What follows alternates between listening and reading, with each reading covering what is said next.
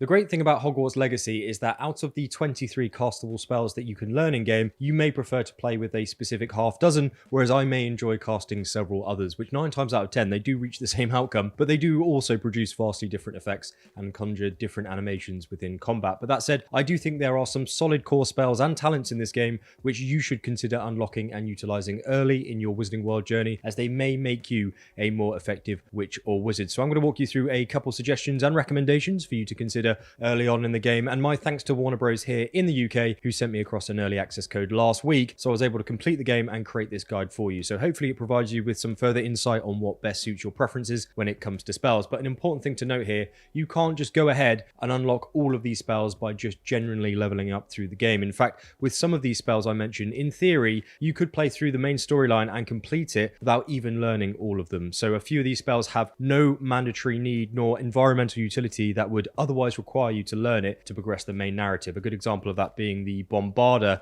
explosion spell, which is awesome to use, but it isn't needed at all in regard to the story. So you could just ignore it and not unlock it throughout your playthrough. That said, on the other side of the fence, there are spells which are mandatory for you to learn, and these will be the yellow quests that pop up on your quest log that you have to complete if you want to continue the game. And these are the quests that introduce you to classes in game, and after completing them, they will open up optional side quests which are called class assignments with each specific Hogwarts professor, and this is where you unlock these additional spells in game, which is what I'm recommending are worth your time here in this video. So now we're all on the same page on how to get to the point to unlock all these spells in game, and I quickly want to take you through the summoning charm Accio, as you will pick this up as one of the first spells that you learn in Charms class. So I wasn't initially going to put this spell in the video, as it is a mandatory spell that you learn in Hogwarts quite early, which is what we just discussed, but I do want to make you aware of a mechanic that I overlooked for a significant amount of time in the game, which I think you'll find useful, and that's if you hold down the Accio spell long enough, your character will transition from a summoning charm into a levitating charm, which completely negates the need to use Wingardium Leviosa, which you learn from an assignment from Professor Garlick, the herbology teacher. And this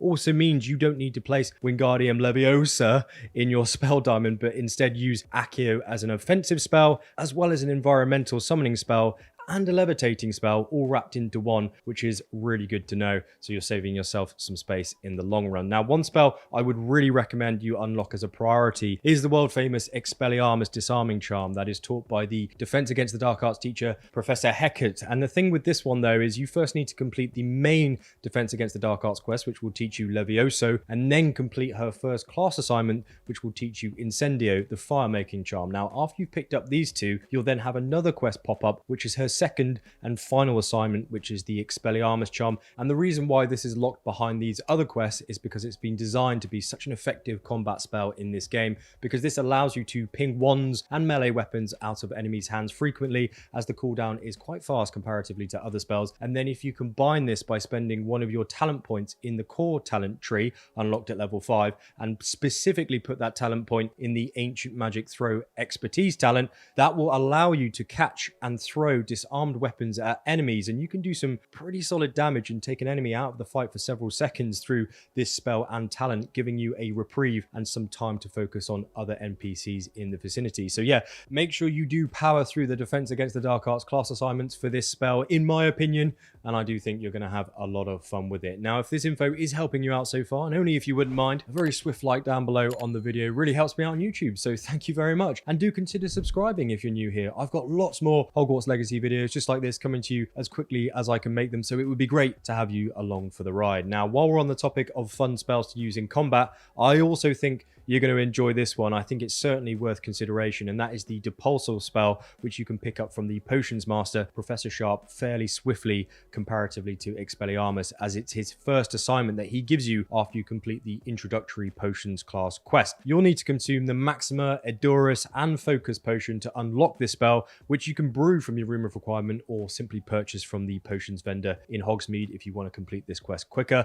And this is the Banishing Charm, and a solid spell for blasting your target further away from you, which is a great mechanic against goblins, as the majority of them are melee based and they charge at you with axes quite frequently. So blowing them back to give yourself a bit of close quarters room allows you a little bit more time to get your bearings in combat, especially when you're just starting the game. And it's also super satisfying to blow enemies off ledges using it. And if you combine this spell with the Depulso Mastery talent, which you can purchase at level 5, it will amplify the spell and then hit multiple enemies charging at you at one time, kind of like a massive area of effect pushback, which is really useful as you progress later on the game, as it can get very hectic in combat close quarters, which is a nice transition onto a spell that can kind of slow things down a bit and give you the opportunity to take some enemies out of the battle while everything else is on cooldown, so you can have another breather. And that is the Arresto momentum spell, which slows your enemies in combat, which I think is one of my favorite animations, as they kind of get pinged up into the air and then slowly rotate around for 10 seconds, which means it's quite obvious to identify that enemy when you do rotate back to them in combat in terms of targeting. And it also allows you to slow down large enemies while you're in combat before they hit you with a big boy strike, which may be useful for those of you who don't play these type of games often,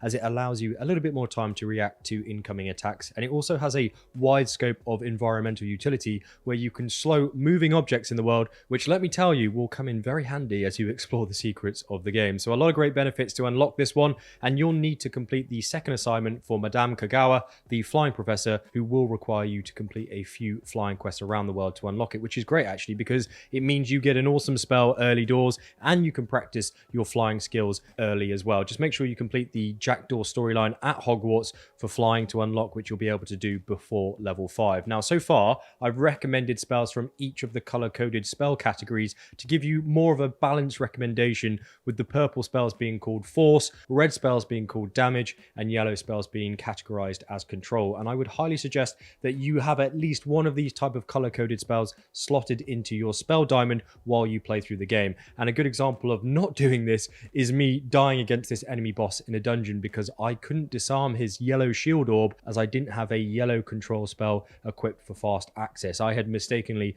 prioritized red damage spells over control here. So if there's one thing to take away from this video, it's that make sure you balance your spell diamonds as best as possible, because then you're ready to counter all the shield spells the game can throw at you. Now, I've briefly spoken about talents in each of these kind of spell recommendations, but I would also encourage you very early on in the game to only spend your talent points in the core tree to begin with, as the next tier of talents don't open up until level 16 and level 22 respectively. Now, talents are also not refundable, and the game doesn't allow you to unlock all of the talents in the game, so you need to pick your choices very carefully. And for that reason, learning some of the base core stats is key to success in this game. And I have mentioned it in other videos, but if you haven't watched them, I would really prioritize the spell knowledge 1 and 2 talents very early, as that unlocks more spell diamonds, so you can slot more spells into them and easily access them by holding R2 and pressing the corresponding D-pad button to switch through your diamonds. Now, I consider this an absolute must purchase for this game, as you'd otherwise spend a huge amount of time switching out your 4 spells in your 1 spell diamond,